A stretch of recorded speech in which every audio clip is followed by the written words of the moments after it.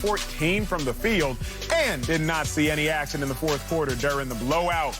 Joined by NBA analyst Slick Rick Buka. But Marcellus, how concerned should the Suns be about Book's Game 3 struggles?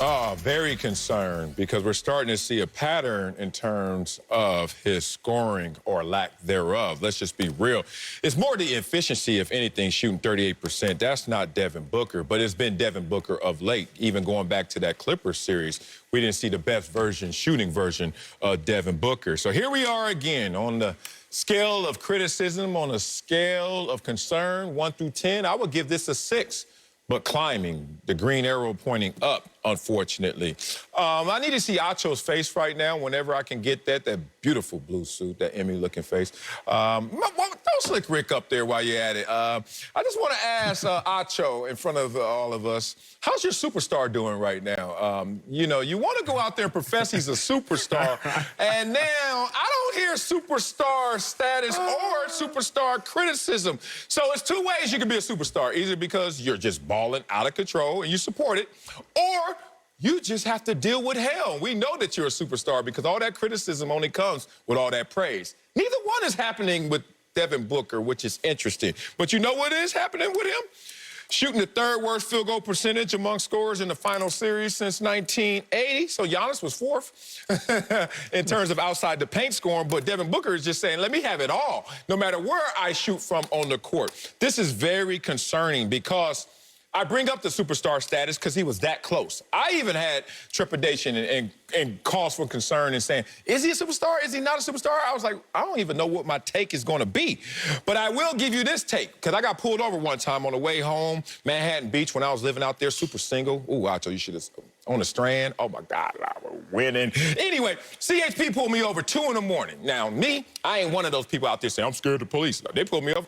Okay, what's up? And he's like, yeah, you speeding. I was like, yeah, I got to go to the bathroom, and I live like 2 blocks, so I'm trying to get there. And he's like, you know what's funny, Mr. Wiley?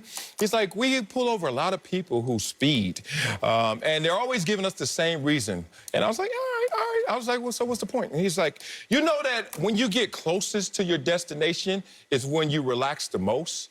And I was like, I would have paid him $500 instead of the speeding ticket just for that knowledge right there. How do I apply that to Devin Booker? Damn, he's so close to his destination of being a superstar. And it seems like my brother is relaxing at the wrong time because he's nearing that. Anyone who plays golf, John Heller, our producer, told me about this one. This is real. Anyone who plays golf, you go out there in 1 month of playing golf, never played before, you'll drop your strokes 20, 30 strokes in the first month. Give yourself another year or 2. You won't even drop 5 strokes. As you get closer to greatness, it gets more difficult, not easier. Hey, Devin Booker, holler at your boy, or the CHP, whoever you want. They're trying to tell you something. You're that close, but it's going to be that much more difficult. Sarah, I liked everything you said. It was very wise. However, I myself am not worried. A strike only brings you 1 step closer to your next home run, Babe Ruth. Devin Booker, he just had a strike in Game 3, but let's not get it twisted. He's going to be close to that next home run, y'all, because players to miss 11 field goals, plus 6 threes, plus 2 free throws in the finals. If we can bring up the full screen, he's on a list of greatness, likes of Kobe Bryant, Steph Curry, Allen Iverson, LeBron James, Michael Jordan, Klay Thompson, and 3 others. With all that being said, all of those greats had to go through a spell, a cold spell, because when you get hot, you do cool off every now and then. Facts. Slick Rick, you and I, we share our casino stories from time to time on this television set, if you will. And I know this much.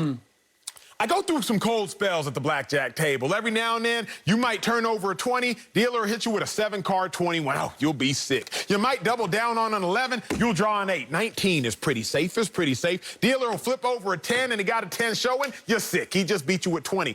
But what I know is this. When you go through a cold spell, it will get hot. You just have to ride the wave and survive it. The Suns' Devin Booker is going through a cold spell, but he will get hot.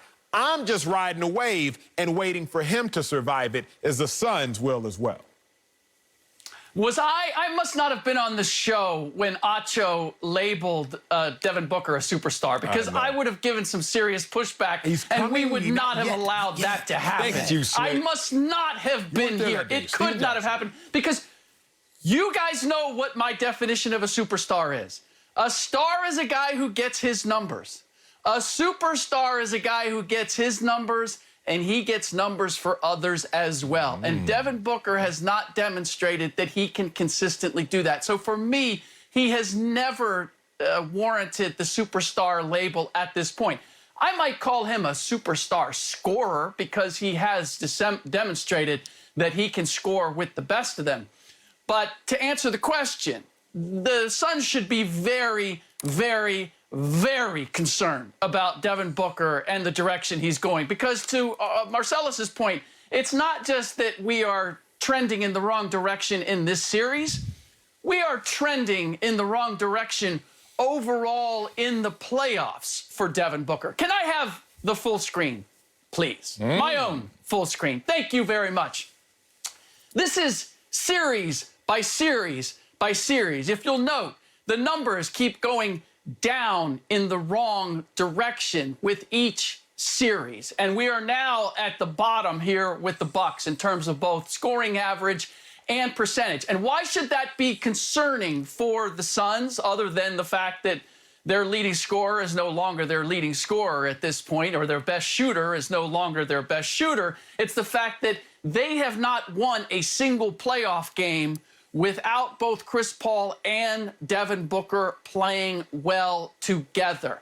And of the 19 playoff games that he's had, this is perhaps the most troubling aspect. Out of the 19 playoff games that Devin Booker has played, more than half, he has shot less than 25% percentage-wise from three-point range. And as we know in this series in particular, that in these playoffs overall, that has been a huge element here. So this idea that this is just one bad game, because Acho, I liked your full screen too. I had a feeling you might be pulling that out and throwing those names out there. But those were all numbers of the number of shots that guys missed. And to your point about blackjack and being at the table, you also know this. When there's a cold spell, and when you know that the deck is not in your favor, the key is to lower your bet, to ride ride it when you're hot and when the deck is good, and to keep your bets low when you know that the deck is cold. We're not seeing that with Devin Booker. Devin Booker is still shooting the hell out of it. They're just not going in. He keeps raising his bet even though he's on a cold spell, and that is not working for him or the Suns. I love y'all Vegas analogies because y'all know I'm not a gambling man. So here's another way y'all can deal with the blackjack dealer.